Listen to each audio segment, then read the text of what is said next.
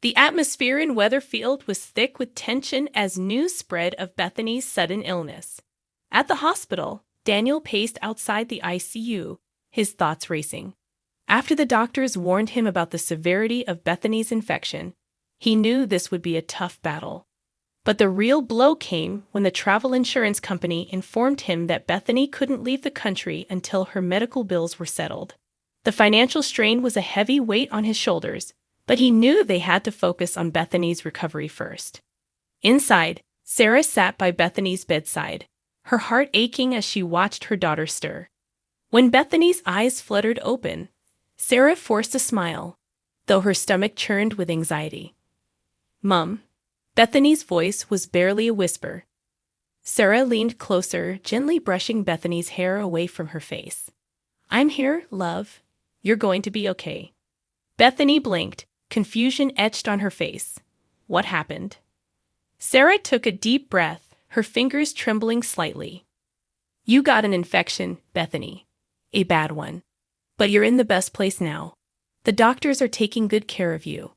Bethany's brows furrowed. "I remember feeling really sick. Are we still in the States?" Sarah nodded. "Yes, we are. But there's something I need to tell you."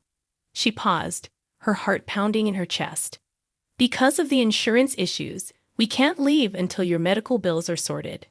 Bethany's face fell, the color draining from her cheeks. "What does that mean?" "It means we'll be here for a while longer," Sarah said softly. "But we'll get through this, okay? One step at a time." Meanwhile, back in Weatherfield, tensions were running high. Betsy, Dylan, and Mason sat huddled in a corner of the cafe, discussing the news of Mason's release. There was a palpable sense of unease among them, but before they could delve into the details, the cafe doors swung open and Mason himself walked in. The room fell silent as Mason approached their table. His expression was guarded, but there was a hint of defiance in his eyes. Betsy opened her mouth to speak, but before she could, Gary burst into the cafe, his face contorted with rage.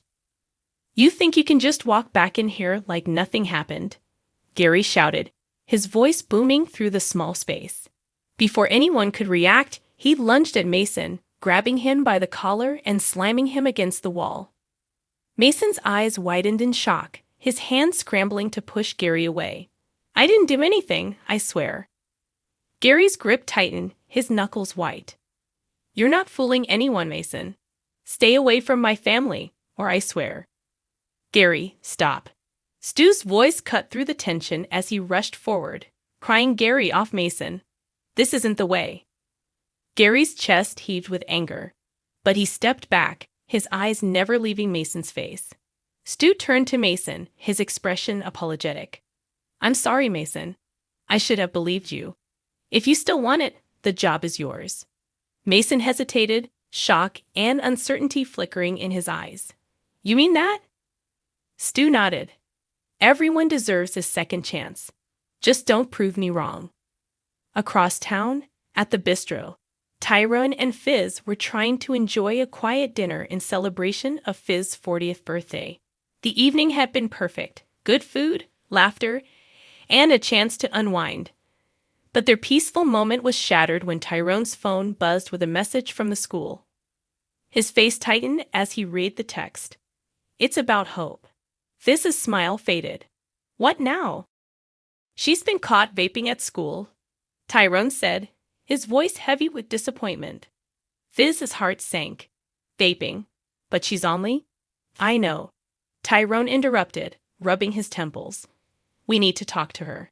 Find out where she's getting this stuff." Their joyous celebration quickly turned into a solemn discussion about how to handle their daughter's troubling behavior. They'd been through so much with Hope already, and this was just another challenge to face together. Meanwhile, Gemma was caught up in her own whirlwind of planning for Paul's memorial rave. The event was supposed to be a joyful send-off, a celebration of Paul's life and love for music. But there was a snag. Kit, who was in charge of the permits, had yet to confirm if they could close the street for the event. "Any news?" Gemma asked, cornering Kit outside the Rovers. Kit sighed, running a hand through his hair. "I'm trying, Jim. But it's not easy getting these permits sorted on short notice. Gemma's face fell. We can't let Paul down. This rave means everything to his friends and family. I know, Kit said, his voice earnest. I'll pull every string I can. I promise we'll make it happen. As the day drew to a close, the residents of Weatherfield were left grappling with their own personal dramas and uncertainties.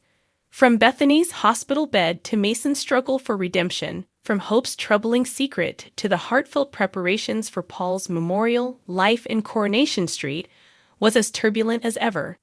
But in this tight-knit community, where conflict and compassion often go hand in hand, there was always hope that somehow everything would work out in the end.